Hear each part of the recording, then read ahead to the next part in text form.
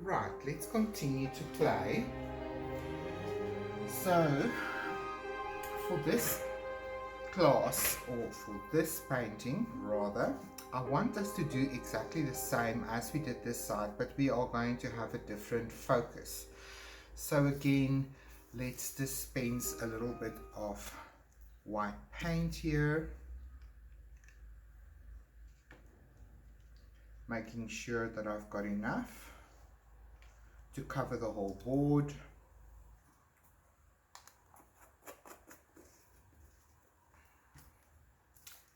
And only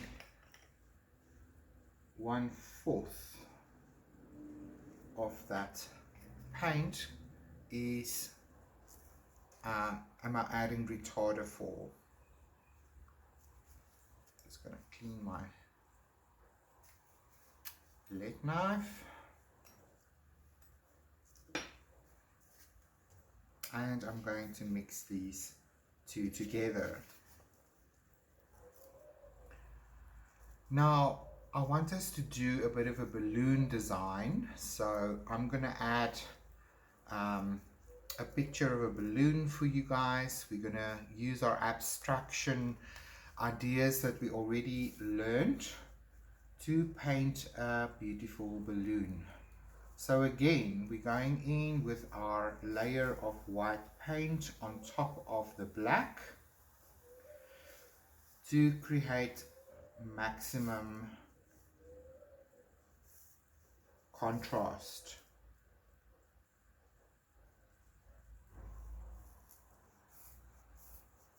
You can see I'm using quite a thick layer of paint on top of the black because I want enough time to be able to play.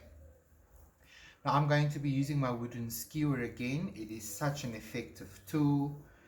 And this time around I want to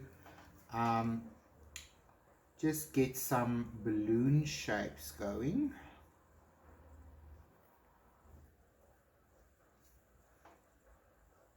And this time we can think about where balloons would be when they are behind each other.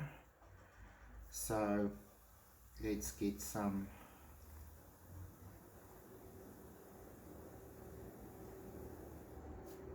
main designs in.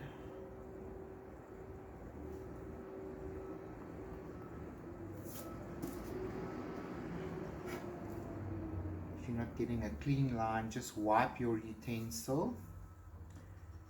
And I think we're going to place one there in the back as well. And now we're going to connect the lines like this. I'm going to pretend that one goes in front like that.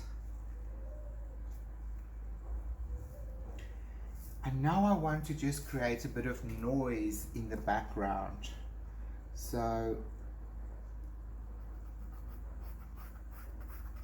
I'm gonna do a bit of a diagonal scraping.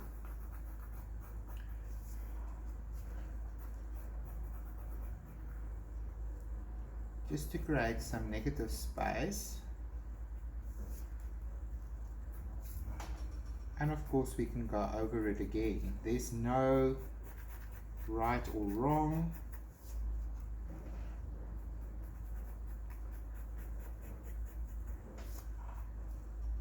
This is just playful expression.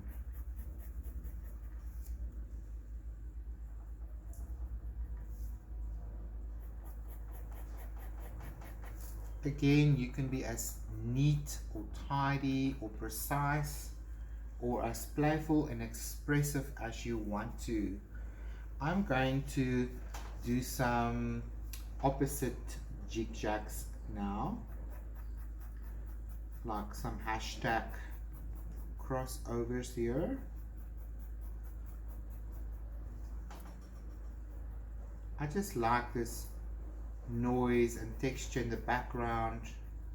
We're going to be painting over it anyway, but it's going to create an interesting feeling and a texture and a mood in the background.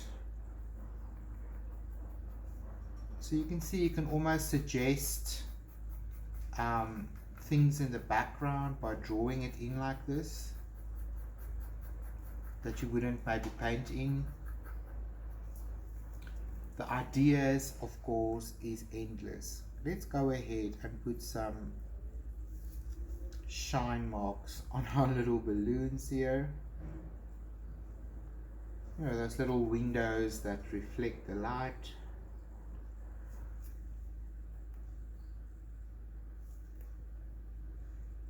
Let's do, let's not do one there. That is just so cute. Let's accentuate these little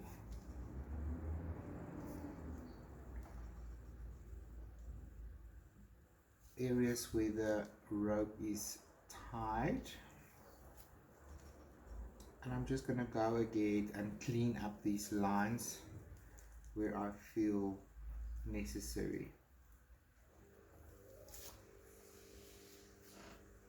Right. That was a lot of fun. You can see already just with these two examples what the possibilities could possibly be for you with this technique. So I want you to allow this to dry. You can also use your hair dryer, and when we come back we are going to play on these two backgrounds, and we're going to enhance them with some dry brushing and some of the techniques that we've learned before. So I will see you right now.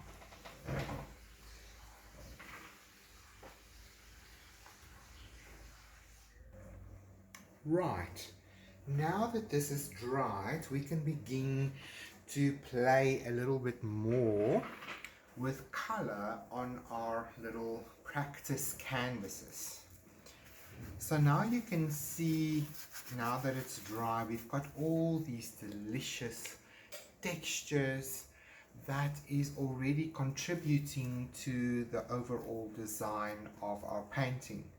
So I'm going to go ahead, I've dispensed some color here, and I'm going to begin to play in this painting with an interesting contrasting color scheme of red and turquoise. Turquoise falls under the green category, and obviously red is the opposite color. So this is fun. So I thought of making these flowers, or maybe they are umbrellas, who knows. We're going to color them in, and now we've got these nice little zones that we can play in, and I think that adds to the interest of the piece in using texture and mark making to create something interesting. So also this exercise helps us with brush control and water control, because I do think this is one of the things that you have to master with any medium that you work in order to achieve more successful results. So I didn't activate this brush because I really want to use the paint in its pure form here, and I don't want any dilution or running of paint. So then I enjoy the dry brush.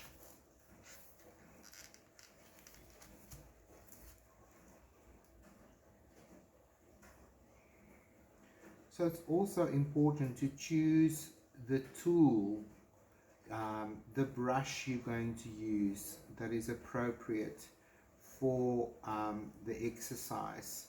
There's absolutely no point in me using an enormous brush like this, or you know, a big square one if I'm trying to work in small little areas.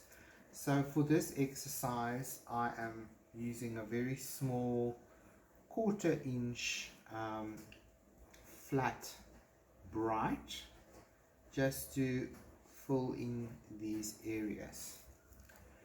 So what I'm going to do in order to save time is I'm going to skip ahead now, and then I will film this section and speed it up for you so that you can get to the end result a bit faster, so that you know what to go ahead and do on your own canvas, because this might take a little bit of time in order to completely paint in all of these circles. And when I've done all of them, I'll switch back to real time and show you how I handle the background. But before I go, I did want to mention to you that it is helpful to turn your canvas rather than your body, especially if you're working in uncomfortable angles on your canvas and you want to have a little bit of brush control. It's easier to turn your canvas than place your body in an uncomfortable position that could cause injury or harm. So be mindful of that. And with that, I'm going to jump ahead to a fast forward version of this exercise. So I'll see you guys now.